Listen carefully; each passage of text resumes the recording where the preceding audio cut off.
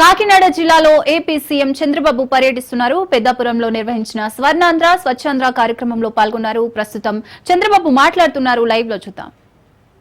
BJP ఉంది, పవన్ కళ్యాణ్ ఉన్నాడు, పనులు బాగానే చేస్తారు అని సంతోషపడి అందరూ అడుగుతున్నారు. కానీ మీ రాష్ట్రంలో ఒక భూతం ఉంది, మళ్ళీ ఆ భూతం లేదని గ్యారంటీ ఏంటని అడుగుతున్నారు. దీనికి మీరందరూ ఒక విషయం గుర్తుపెట్టుకోవాలి.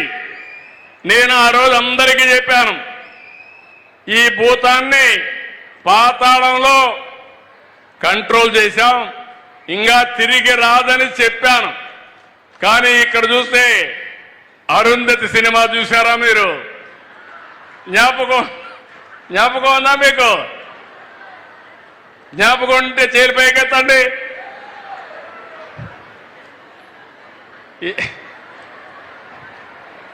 ఓకే, ఏంటి డైలాగు? నిన్ను వదలా,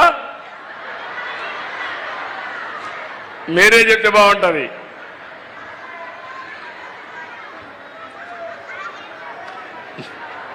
ఏదమ్మా, నువ్వే చెప్పమ్మా. నిన్ను వదల బొమ్మాలి, నిన్ను వదల బొమ్మాలి, మళ్ళా వస్తాను బొమ్మాలి. మీరు విన్నారా? ఏమ్మా,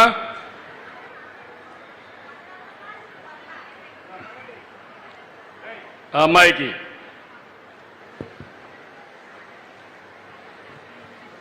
వదల బొమ్మాలి, నిన్ను వదల. Okay, that is good. నిన్ను వదల బొమ్మాలి, వదల, నిన్ను వదలనంటా ఉంది.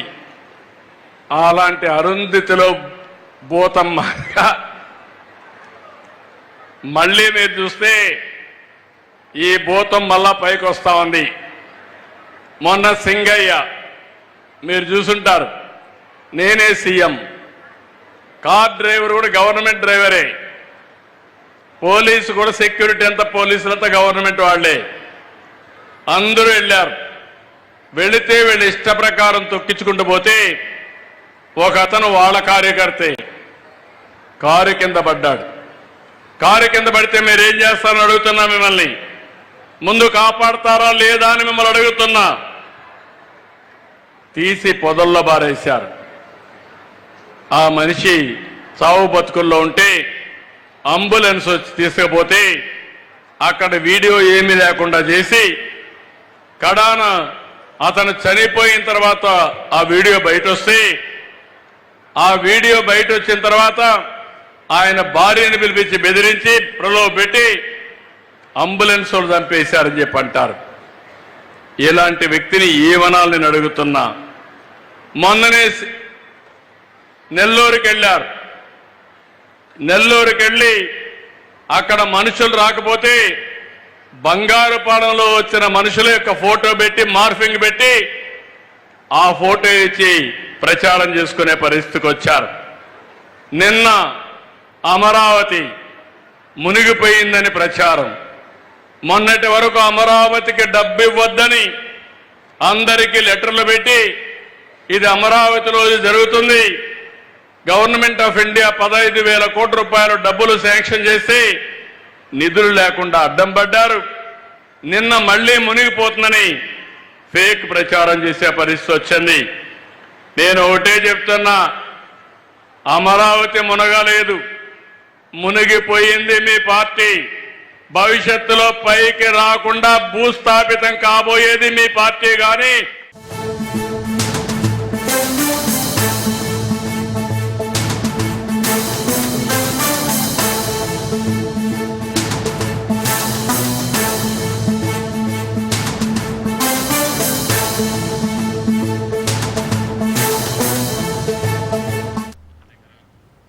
రైట్ బ్రేకింగ్ చూస్తున్నాం. కర్ణాటకలోని ప్రసిద్ధ పుణ్యక్షేత్రం ధర్మస్థలలో మృతదేహాల ఖననం కేసులో ట్విస్ట్ చోటు చేసుకుంది.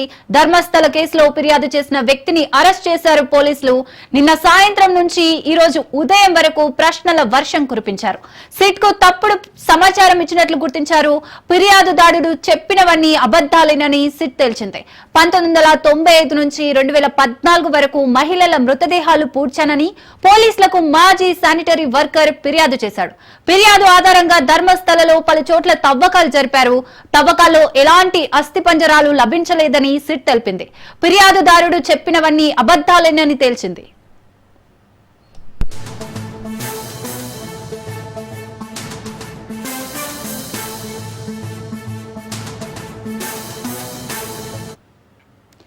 మరోవైపు ఇదే కేసులో తన కూతురు అదృశ్యమైందన్న సుజాత భట్ మహిళ సంచలన విషయాన్ని బయటపెట్టారు. ధర్మస్థల వెళ్లిన తన కుమార్తె అదృశ్యమైందంటూ గతంలో తాను చెప్పినవన్నీ కట్టుకదలేనని అన్నారు. అసలు తనకు అనన్య భట్ అనే కుమార్తె లేదని వెల్లడించారు. ఇద్దరు ప్రముఖుల ప్రోద్బలంతోనే ఇలా చేశానని ఆరోపించారు. భూ వివాదం కారణంగానే కట్టుకథ అల్లినట్లు చెప్పారు. ప్రజలు భక్తులు క్షమించాలంటూ వేడుకున్నారు.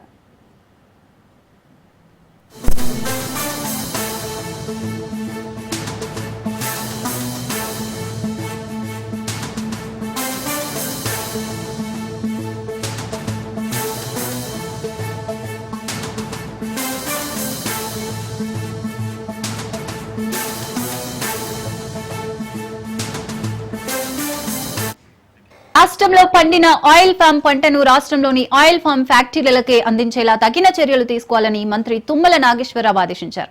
సచివాలయంలో ఆయిల్ ఫెడ్ అధికారులతో మంత్రి తుమ్మల సమీక్షా సమావేశం నిర్వహించారు. నర్మేట ఆయిల్ ఫామ్ ఫ్యాక్టరీ పనుల పురోగతిపై అధికారులతో సమీక్ష చేశారు. ప్రొడక్షన్ రావాలి. ఈ లోపల మీరు ఇప్పుడు మాట్లాడింది ఫైనల్ చేయాలి. మీకు దానికి సరిపోని ఫ్రూట్ లేదు కదా, లేదు కదా.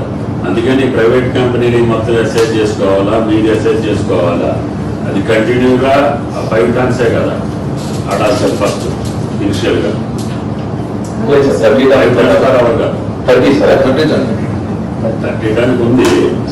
దానికి తగ్గట్టుగా మీరు ఫ్రూట్ సంపాదించుకునేటట్టుగా మీరు ఈ కండిషన్ ని అవైల్ చేసి ప్రైవేట్ కంపెనీ వాళ్ళతో మాట్లాడి రేపు 1వ తారీఖు నుంచే ఫ్రూట్ అంతా మీ కంపెనీకి రావాలి. That is our duty. Next అసలు 4,000 ఎకరాల తర్వాత కూడా మీకే ఇస్తాడు.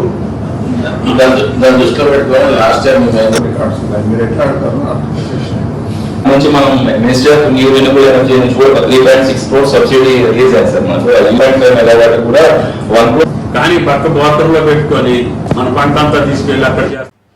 రేవంత్ రెడ్డి సర్కారు ప్రభుత్వ పాఠశాలల పట్ల నిర్లక్ష్యం వహిస్తోందని కేంద్ర మంత్రి కిషన్ రెడ్డి ఆరోపించారు.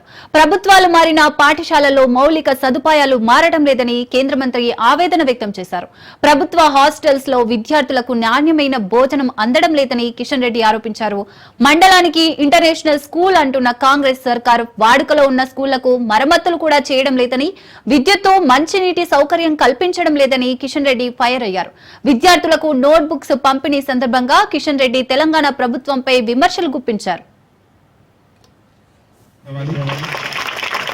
ఈసారి 85% 10th క్లాస్లో 88% వచ్చింది.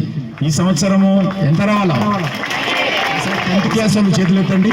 10th క్లాస్ వాళ్ళు ముందున్నారు అందరూ. మీ అందరికీ శుభాకాంక్షలు. కష్టపడి చదువుకొని మన స్కూల్ పేరు, మన చదువు చెప్పినటువంటి టీచర్లు, మన తల్లిదండ్రుల పేరు, మన అంబర్పేట పేరు, మన హైదరాబాద్ పేరు నిలబెట్టాలి. మేము మంచి మార్కులు తెచ్చుకోవాలి. భారత్ మాతాకి, భారత్ మాతాకి వందే వందే వందే. బట్టలు వేసుకొని ఆడపిల్లలు మగపిల్లలు జుట్టు కాడికి వెళ్ళి ఇంత శుభ్రంగా తయారు చేసి క్రమశిక్షణతోని స్కూల్ పిలిపిస్తున్నారంటే ఆ టీచర్లకు హెచ్ఎంకు నేను అభినందనలు చేస్తున్నాను. అందరూ కూడా ప్రైవేట్ స్కూల్ కు ఏమాత్రం తీసుకోకుండా వాళ్ళకంటే కూడా మీరు సరి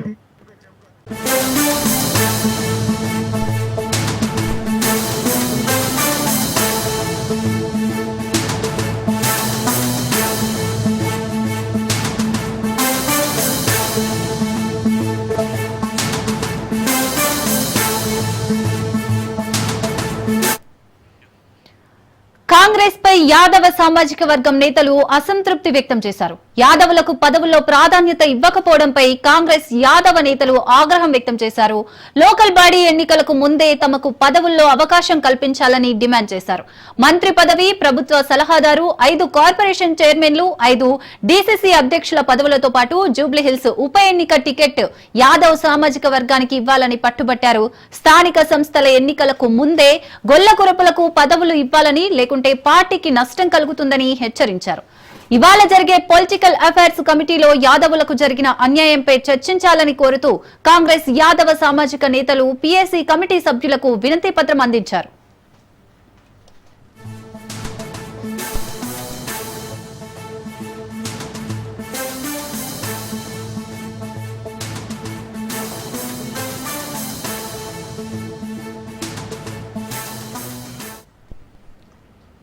రైట్, బ్రేకింగ్ చూస్తున్నాం. కాంగ్రెస్ పై యాదవ సామాజిక వర్గ నేతలు అసంతృప్తి వ్యక్తం చేశారు. యాదవులకు పదవుల్లో ప్రాధాన్యత ఇవ్వకపోవడంపై కాంగ్రెస్ యాదవ నేతలు ఆగ్రహం వ్యక్తం చేశారు. లోకల్ బాడీ ఎన్నికలకు ముందే తమకు పదవుల్లో అవకాశం కల్పించాలని డిమాండ్ చేశారు. మంత్రి పదవి, ప్రభుత్వ సలహాదారు, 5 కార్పొరేషన్ చైర్మన్లు, 5 డీసీసీ అధ్యక్షుల పదవులతో పాటు జూబ్లీహిల్స్ ఉప ఎన్నిక టికెట్ యాదవ సామాజిక వర్గానికి ఇవ్వాలని పట్టుబట్టారు. స్థానిక సంస్థల ఎన్నికలకు ముందే గొల్ల కురుములకు పదవులు ఇవ్వాలని, లేకుంటే పార్టీకి నష్టం కలుగుతుందని హెచ్చరించారు.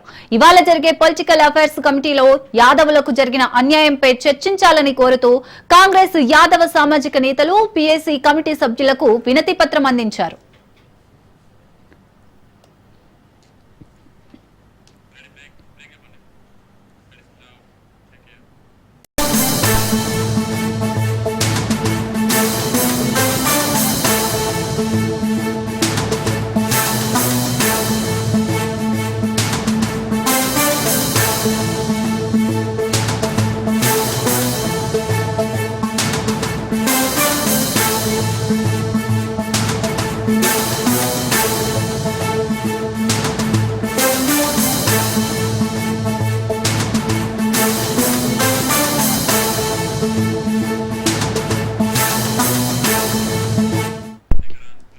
రైట్, కుకట్పల్లి పోలీస్ స్టేషన్ ముందు టెన్షన్ వాతావరణం అయితే నెలకొంది.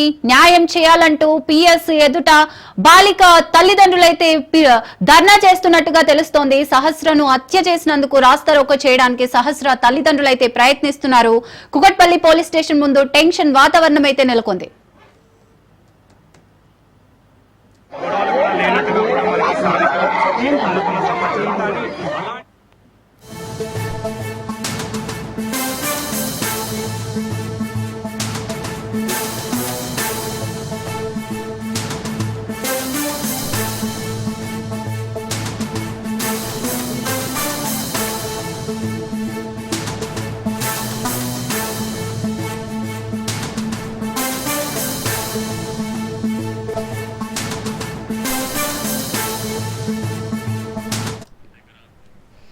రైట్, బ్రేకింగ్ చూస్తున్నాం. కుకట్పల్లి పోలీస్ స్టేషన్ ముందు టెన్షన్ వాతావరణం నెలకొంది. న్యాయం చేయాలంటూ పీఎస్సీ ఎదుట బైఠాయించారు. సహస్రను హత్య చేసిన బాలుడిని తమకు అప్పగించాలంటూ డిమాండ్ చేస్తున్నారు. రాస్తారోకో చేయడానికి సహస్ర తల్లిదండ్రులు ప్రయత్నించారు.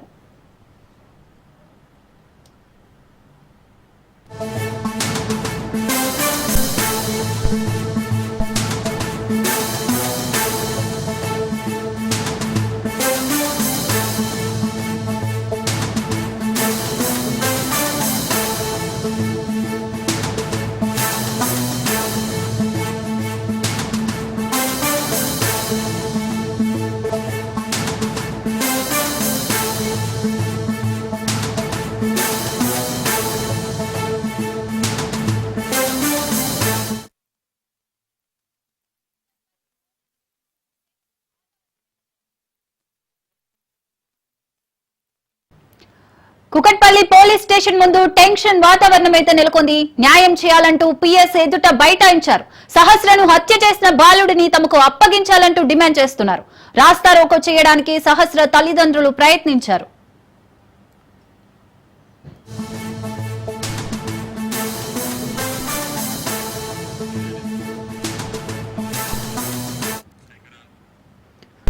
రైట్, సహస్రను హత్య చేసిన బాలుడిని అయితే ఎట్టకేలకు కనుగొన్నారు. దీనికి సంబంధించి మరిన్ని డీటెయిల్స్ రత్నకుమార్ అందిస్తారు. రత్నకుమార్. కూకట్పల్లిలో రీసెంట్గా జరిగిన 10 బాలిక సహస్ర మర్డర్కు సంబంధించి ఇప్పటికే పోలీసులు నిందితుడిని అదుపులోకి తీసుకున్నారు. 14 సంవత్సరాల మైనర్ బాలుడే యొక్క మర్డర్కు పాల్పడ్డాడు అనేది పోలీసులు గుర్తించడం జరిగింది. దీనికి సంబంధించి కొద్దిసేపటి క్రితమే సైబరాబాద్ కమిషనర్ అవినాష్ మహంతి ప్రెస్ మీట్లో అనేక కీలక విషయాలను కూడా తెలియజేశారు. అసలు మర్డరు ఎందుకు చేయాల్సి వచ్చినటువంటి విషయాలన్నింటినీ కూడా ఆయన కొద్దిసేపటి క్రితమే తెలియజేశారు. అయితే ఇప్పుడు ఉన్నటువంటి ఇటు సహస్ర తల్లిదండ్రులు కూకట్పల్లి పోలీస్ స్టేషన్ ఎదుట తమకు న్యాయం చేయాలంటూ ఆందోళనకు దిగారు. ఇన్సిడెంట్ జరిగిన తర్వాత ప్రాథమికంగా తమనే కారకులను చేశారు, తామే హత్య చేశామంటూ మా పైన నిందలు వేశారు. దీని మీద ఖచ్చితంగా పోలీసులు దర్యాప్తు అనేది జరగాలి. మరోవైపున నిందితుడిని అదుపులోకి తీసుకోవటం కాదు, తమ దగ్గరకు తీసుకురావాలి నిందితుడిని అనేది వాళ్ళు డిమాండ్ చేస్తూ ఉన్నారు, ఆందోళన చేస్తూ. మరోవైపున నిందితుడితో పాటు అతనికి సహకరించిన తల్లిదండ్రులను సైతం కఠినంగా శిక్షించాలంటూ డిమాండ్ చేస్తున్నటువంటి పరిస్థితి ప్రస్తుతం కనిపిస్తోంది. ఈ క్రమంలోనే ఒకవైపున పోలీసులకు సహస్ర తల్లిదండ్రులకు మధ్య వాగ్వాదం అనేది చోటు చేసుకుంటుంది. వాళ్ళు కూకట్పల్లి మెయిన్ రోడ్డు మీద బైఠాయించి న్యాయం జరిగేంత వరకు తాము ఇక్కడి నుంచి కదిలే ప్రసక్తే లేదు అంటూ వాళ్ళు ఖచ్చితంగా అంటే 10 ఏళ్ల ఆ పాప అత్యంత ఘోరంగా ఒక దుర్మార్గుడి చేతిలో చనిపోయింది. ఖచ్చితంగా ఈ ఇన్సిడెంట్లో పోలీసులు తమ పైన నిందలు మోపారు, తమని ముప్పు తిప్పులు పెట్టి ఇబ్బందులకు గురి చేశారు. దీని మీద మాకు న్యాయం కావాలి, ఆ పాపకు ఎలాంటి అంటే ఎవరైతే శిక్షను మర్డర్ చేశారో మర్డర్ చేసినటువంటి వ్యక్తికి ఎటువంటి శిక్ష పడితే పాప ఆత్మకు శాంతి చేకూరుతుందో అటువంటి చర్యలే పోలీసులు తీసుకోవాలంటూ కూడా వాళ్ళు డిమాండ్ చేసినటువంటి పరిస్థితి కనిపిస్తోంది. ఈ ఆందోళన కంటే ముందు మరోవైపు సహస్ర తండ్రి సైతం ఆయన మీడియాతో మాట్లాడటం జరిగింది. మాట్లాడుతూ తాము ఊహించలేదు ఇటువంటి ఇన్సిడెంట్ అనేది జరుగుతుందనేది, ఇందులో ఎవరైతే కారకులు ఉన్నారో వాళ్ళను కఠినంగా శిక్షించాలి, అతనికి మా పాప చావుకు కారణమైనటువంటి వ్యక్తి మా పాపను అత్యంత దారుణంగా పొడిచి చంపేసినటువంటి దుర్మార్గుడికి కఠిన శిక్ష విధించాలి, అతను కూడా అదే చావు అతనికి కావాలి అనేటువంటి విషయాలను కూడా ఆయనంత బాధతో తెలియజేసినటువంటి పరిస్థితి కనిపించింది. ఇక వీటన్నిటి నేపథ్యంలో తమ కూతుర్ని కోల్పోయామన్న బాధతో తల్లిదండ్రులు న్యాయం జరగాలంటూ ప్రస్తుతం కూకట్పల్లి పోలీస్ స్టేషన్ ఎదుట బైఠాయించారు. దీంతో కొంతమేర ట్రాఫిక్ జామ్స్ అనేవి ఏర్పడుతూ ఉన్నాయి. ఇక మరోవైపు పాప యొక్క బ్యానర్ను తీసుకొని ఆమెకు శ్రద్ధాంజలి ఘటిస్తూనే ఇందులో ఎవరెవరైతే కారకులు ఉన్నారో దాదాపు 5 రోజుల పాటు ఈ కేసును పోలీసులు ట్రేస్ అవుట్ చేయడం అనేది చాలా క్లిష్టంగా మారింది. ఇన్ని రోజులు కనిపెట్టలేకపోయారు, కానీ ఇన్ని రోజుల పాటు కూడా తమను ఇబ్బందులకు గురి చేస్తూ అనేక సార్లు పోలీస్ స్టేషన్కు ఇన్వెస్టిగేషన్ పేరుతో పిలిచి ఇబ్బందులకు గురి చేశారు. ఇప్పుడు నిందితుడు దొరికాడు కాబట్టి అతన్ని మాకు అప్పగించండి అనేది వాళ్ళు చేస్తున్నటువంటి డిమాండ్. ఇక మరోవైపు ఈ క్రమంలోనే అతన్ని కఠినంగా శిక్షించాలంటూ తమని అప్పగించాలి, అతనికి సహకరించినటువంటి తల్లిదండ్రులను కూడా కఠినంగా శిక్షించాలని డిమాండ్లు చేస్తూనే మరోవైపున న్యాయం కోసం పోరాడుతూ ఉన్నాము అని చెప్పిన విషయాలను కూడా తెలియజేస్తూ ఉన్నారు. ఇక దీంతో ప్రస్తుతం కూకట్పల్లి పోలీస్ స్టేషన్ వద్ద కొంత ఉద్రిక్త పరిస్థితే కనిపిస్తోంది. ఇక ఇన్సిడెంట్ కు సంబంధించి కూడా సైబరాబాద్ కమిషనర్ చాలా స్పష్టంగా తెలియజేశారు. ఇందులో బ్యాటు సహస్ర వాళ్ళ ఇంట్లో ఉంది. గతంలో వీళ్ళు నైబర్స్ కావడంతో, ఇరుగు పొరుగు కావడంతో ఆడుకోవడానికి వీళ్ళ సహస్ర తమ్ముడు ఆ బ్యాట్ తీసుకొని ఆడటానికి వచ్చినప్పుడు ఆ బ్యాట్నే కావాలనుకొని ఆ బ్యాట్ను దొంగతనం చేయడం కోసం ఇంట్లో ఎవరు లేరు అనుకొని పక్కన టెర్రస్ పైన పెంట్ హౌస్ లో ఉంటున్న సహస్ర వాళ్ళ ఇంటికి వెళ్ళారు. కానీ అప్పటికే తల్లిదండ్రులు లేకపోయినప్పటికీ సహస్ర ఇంట్లో ఉన్న కారణంగా అతన్ని ప్రతిఘటించేటువంటి ప్రయత్నం చేసింది. ఈ క్రమంలోనే తనతో పాటు తీసుకెళ్లినటువంటి ఆయుధాన్ని, అంటే ఎవరైనా అడ్డొస్తే వాళ్లను భయభ్రాంతులకు గురి చేయాలన్నటువంటి ఇంటెన్షన్స్ తోనే తను ఆ కత్తిని తీసుకొని వెళ్ళాడు అనేది ఆ పోలీసులు చెబుతూ ఉన్నారు. కత్తిని తీసుకొని వెళ్ళి ఎప్పుడైతే సహస్ర అడ్డు తగిలిన తర్వాత ఆమెను అత్యంత కఠినంగా పొడిచి అనేక సార్లు పొడవటం జరిగింది. దాంతో తీవ్ర రక్తస్రావం జరిగి ఆమె స్పాట్లోనే చనిపోయింది. సో ఈ ఇన్సిడెంట్కు సంబంధించి మరోవైపున పోలీసులు ఇన్ని రోజుల పాటు నిందితుడిని పట్టుకోవడంలో ఎటువంటి క్లూ అనేది లేకపోవడం కారణం ఉన్న ఒక సీసీ ఫుటేజ్లో కూడా ఎక్కడ దృశ్యాలనేవి, అంటే 3rd ఫ్లోర్ నుంచి 3rd ఫ్లోర్కి మధ్య ఉన్నటువంటి గ్యాప్లోనే తను అలా జంప్ అయ్యి ఈ దొంగతనానికి పాల్పడేటువంటి క్రమంలోనే హత్య చేశాడు కాబట్టి సో ఈ ఇన్సిడెంట్ అంతా కూడా ఎక్కడ సీసీ కెమెరాలో రికార్డు కాకపోవడంతో నిందితుడిని పట్టుకోవడం అనేది కష్టతరంగా మారింది. ఆ తర్వాత అదే అపార్ట్మెంట్లో ఉంటున్నటువంటి ఒక సాఫ్ట్వేర్ ఉద్యోగిని ఇచ్చినటువంటి సమాచారం ఆధారంగా నిందితుడిని ట్రేస్ అవుట్ చేయగలిగారు పోలీసులు. మొత్తానికి అతన్ని అదుపులోకి తీసుకోవడం జరిగింది. అయితే ఇన్ని రోజుల పాటు తాము ఒక ఆగంతకుడు చేతిలో, ఒక దుర్మార్గపు ఆలోచనలు కలిగినటువంటి వ్యక్తి చేతిలో తమ కూతురు చనిపోయింది, తమకు న్యాయం కావాలని తల్లిదండ్రులు డిమాండ్ చేస్తూ ఉన్నారు, అతన్ని కఠినంగా శిక్షించాలని కోరుకుంటున్నారు. ఇదంతా కూడా మైనర్ నిందితుడు ఎవరైతే ఉన్నారో అతను ఇంత ఘాతుకానికి పాల్పడటానికి తను అంతకంటే ముందు ఎలా దొంగతనం చేయాలి అనే దానికి సంబంధించి గ్యాస్ ఓపెన్ చేసి లాకర్లను ఓపెన్ చేయాలి, ఆ తర్వాత మరలా గ్యాస్ ఓపెన్ చేసి లాక్ను యాజ్ ఇట్ ఈస్గా పెట్టాలి, ఇవన్నీ కూడా వివిధ వీడియోలు చూసి, యూట్యూబ్ వీడియోలు, అలాగే వెబ్సైట్లను, వివిధ వెబ్ సిరీస్లు చూసి, థ్రిల్లర్ మూవీస్ చూసి, ఇవన్నీ చూసిన తర్వాత వాటి నుంచి ఇన్స్పైర్ అయ్యి దొంగతనానికి ఒక మాస్టర్ ప్లాన్ లాగా దాన్ని ఒక పేపర్లో రాసుకోవడం జరిగింది. డైరీలోని ఒక పేపర్లోని మొత్తం రాసుకొని ఆ తర్వాత కొన్ని రోజుల తర్వాత 18వ తారీఖున దీన్ని అప్లై చేస్తున్నటువంటి సందర్భంలోనే సహస్రను మర్డర్ చేసినటువంటి పరిస్థితి కనిపించింది. సో ఈ మర్డర్ మీద ఇప్పుడు కుటుంబ సభ్యులు చాలా తీవ్ర ఆగ్రహం వ్యక్తం చేస్తున్నారు. ఎందుకంటే తమను కూడా బాధ్యులు చేసేటువంటి ప్రయత్నం చేశారు విచారణల పేరుతో. ఇప్పుడు నిందితుడిని పట్టుకున్నారు కాబట్టి అతన్ని మాకు అప్పగించండి, మాకు న్యాయం జరిగేంత వరకు కూడా మేము ఇక్కడి నుంచి కదలం అంటూ కుకట్పల్లి పోలీస్ స్టేషన్ ఎదుట తల్లిదండ్రులు, ఇతర కుటుంబ సభ్యులందరూ ఆందోళనను ఉధృతం చేసినటువంటి సిచ్యువేషన్స్ కనిపిస్తున్నాయి. రైట్ రత్న, డైరీలో కొన్ని రోజుల ముందే ప్రీ ప్లాన్డ్ గా ఈ హత్య చేయాలి, ఇలా దొంగతనం చేయాలి అని ప్లాన్ చేసినట్టుగా అయితే చెప్తున్నారు కదా. సో మిషన్ డన్ అని కూడా రాసుకున్నట్టుగా తెలుస్తోంది. సో ఎన్ని రోజుల నుంచి ప్లాన్ జరుగుతుంది అండ్ ఈ విధంగా హత్య చేసినందుకు ఆ బాలుడి మనస్తత్వం ఏ విధంగా ఉంది అని చెప్తున్నారు తల్లిదండ్రులు కావచ్చు? వాస్తవానికి గత ఏప్రిల్ 18న సహస్ర పుట్టినరోజున ఇటు నిందితుడు తన అక్కతో కలిసి ఆ బర్త్డే వేడుకలకు వెళ్ళాడు. ఆమె అక్కడ బర్త్డే వేడుకలు చూడటం జరిగింది. అక్కడే దేవుడి పూజా మందిరం దగ్గర అమౌంట్ అనేది కనిపించింది. ఒక హుండీలో పెద్ద ఎత్తున అమౌంట్ నగదు ఉండటం చూశాడు. ఆ నగదు దొంగలించాలి అనేటువంటి ఒక ఆలోచన అయితే వచ్చింది. దాంతోపాటు వాళ్ళ ఇంట్లో రోజు ఆడుకోవడానికి కిందకు వాళ్ళ తమ్ముడు ఒక బ్యాట్ తీసుకొని వస్తూ ఉంటాడు. ఆ బ్యాట్ తీసుకోవాలి, ఆ బ్యాట్ తనకు నచ్చింది కాబట్టి ఆ బ్యాట్ని ఎలాగైనా దొంగలించాలనేటువంటి ఆలోచన కలిగింది. సో వీటి మీద అప్పుడు ఎప్పుడైతే అతను బర్త్డే వేడుకలకు వెళ్ళాడో అప్పటి నుంచి కూడా ఒక కన్నేశాడు. కన్నేసిన తర్వాత వీటిని దొంగతనాలు ఎలా చేయాలి అనేది తను కొన్ని రోజుల నుంచి సిరీస్లు చూడటం, వెబ్ సిరీస్లు చూడటం, ఓటీటీ సిరీస్లు, యూట్యూబ్ వీడియోలు ఇవన్నీ చూస్తూ వచ్చి ఇంట్లో దొంగతనం చేయాలంటే మనం ఎలా దొంగతనం చేయొచ్చు అనే దానికి సంబంధించి తనకు వచ్చినటువంటి ఐడియాలన్నింటినీ కూడా మిషన్ డన్ అంటే మొదట గ్యాస్ ఓపెన్ చేయాలి, తర్వాత డోర్ ఓపెన్ చేసి లోపలికి వెళ్ళాలి, తనకు కావాల్సిన వస్తువును దొంగలించుకొని మళ్ళీ గ్యాస్ ఓపెన్ చేసి దా లాక్లను క్లోజ్ చేయాలి. సో ఇదంతా కూడా చేసిన తర్వాత ఇక మిషన్ డన్, ఈ రకంగా అయితే పని అయిపోతుంది అని తనకు తోచిన విధంగా ఒక స్క్రిప్ట్ అయితే రాసుకున్నాడు. ఒక ప్లాన్ రచించుకొని దీన్ని అప్లై చేయాలన్న ఉద్దేశంతో ఇది నెల రోజుల క్రితమే ఈ యొక్క టోటల్గా ఇదంతా కూడా ప్లాన్ చేశాడు అనేది పోలీసులు తెలియజేస్తున్నారు. ఇక నెల రోజులు గడిచిన తర్వాత 18వ తారీఖున మొన్న ఇన్సిడెంట్ కు పాల్పడిన రోజు తను దొంగతనం చేయడం కోసం తను 4th ఫ్లోర్ లో ఉంటే 3rd ఫ్లోర్ లోకి వచ్చి ఆ పెంట్ హౌస్ లోకి వెళ్ళి దొంగతనానికి పాల్పడుతున్న సందర్భంలోనే సహస్ర అడ్డుపడటం, తనను అత్యంత దారుణంగా పొడిచి చంపడం యొక్క ఇన్సిడెంట్ జరిగింది. దీని మీద నిందితుడు పట్టుబడ్డాడు కాబట్టి ఖచ్చితంగా అతన్ని పట్టుకొని కఠినంగా శిక్షించడంతో పాటు తమకు అప్పగిస్తే మా పాపకు ఎలాంటి ఇబ్బంది అయితే జరిగిందో, ఆ పాప చావుకు ఎలా కారణమయ్యాడో దానికి తగిన బుద్ధి చెబుతామనేది తల్లిదండ్రులు చేస్తున్నటువంటి demand. Right, thank you Ratnakumar.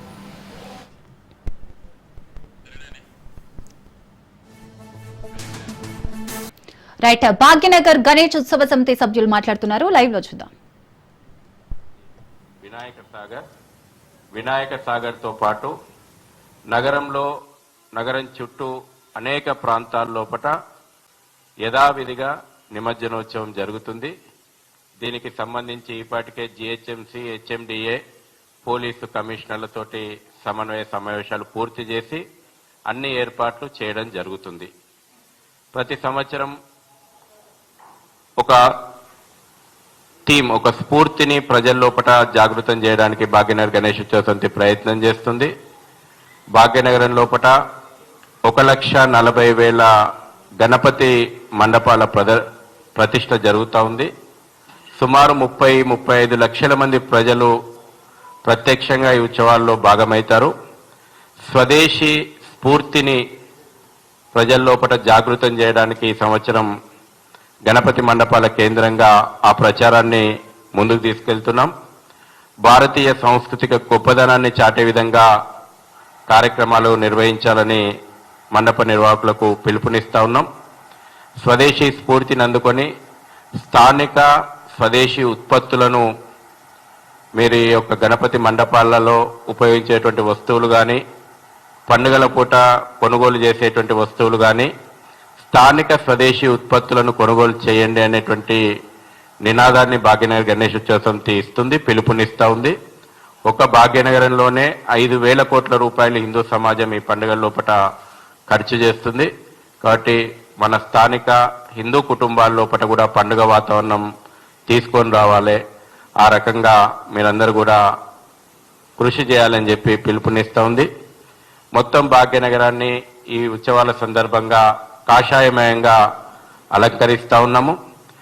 వివిధ సాంస్కృతిక కార్యక్రమాలను మొత్తం నగరంలో వివిధ వేదికల ద్వారా, మండపాల ద్వారా నిర్వహించడానికి సాంస్కృతిక శాఖతోటి సమన్వయంగా పనిచేస్తూ నిర్వహించబోతా ఉన్నాం. అనేక మంది స్వామీజీలను, సామాజిక, ఆధ్యాత్మిక, ధార్మికవేత్తలను మేము నగరానికి ఆహ్వానించాం. ఈ యొక్క 27 ఆగస్టు రోజు నుంచి 6 సెప్టెంబర్ వరకు జరిగేటువంటి ఉత్సవాల్లో వీరందరూ కూడా నగరం లోపల విస్తృతంగా పర్యటించి సమాజాన్ని వివిధ అంశాలపైన జాగృతం చేసేటువంటి పనిలో ఉంటారు. గత సంవత్సరం నుంచి ప్రభుత్వం ప్రతి గణపతి మండపానికి ఉచిత విద్యుత్తునిస్తూ ఉంది. మొన్ననే మంత్రి గారు కూడా ఆ పథకాన్ని అనౌన్స్ చేశారు. అదేవిధంగా అన్ని స్థాయిల్లో పట రోడ్ల మరమ్మతులు కానీ, తర్వాత ట్రీ కటింగ్ కానీ, ఎలక్ట్రిసిటీ కానీ ఎటువంటి ఇబ్బందులు లేకుండా అన్ని ప్రభుత్వ విభాగాల సమన్వయంతో పనులు ముందుకు పోతా ఉన్నాయి. మేము ప్రతి గణపతి మండప నిర్వాహకునికి సూచిస్తూ ఉన్నాం, సరైనటువంటి భద్రతా ప్రమాణాలు పాటించాలి. ఎలాంటి ప్రమాదాలు జరగకుండా చూసుకోవాల్సినటువంటి బాధ్యత అందరిది. ప్రమాదాలను నివారించడం లోపల ప్రతి నిర్వాహకుడు బాధ్యతగా వ్యవహరించాలని చెప్పేసి మేము కోరుతా ఉన్నాం. దురదృష్టం ఇటీవల షార్ట్ సర్క్యూట్ జరిగి అనేక మంది నిర్వాహకులు, ఏర్పాట్లలో ఉన్నటువంటి నిర్వాహకులు విలువైనటువంటి వాళ్ళ ప్రాణాలు కోల్పోయినరు. నిర్లక్ష్యం విద్యుత్ శాఖది అయినప్పటికీ మనం కూడా కొన్ని బాధ్యతలు పాటించాల్సిన అవసరం ఉంది. ఆ రకంగా ప్రతి నిర్వాహకుడు మన కుటుంబాల లోపల ఒక సంతోషకరమైనటువంటి వాతావరణం లోపల దేశభక్తి, దైవభక్తి పూరితమైనటువంటి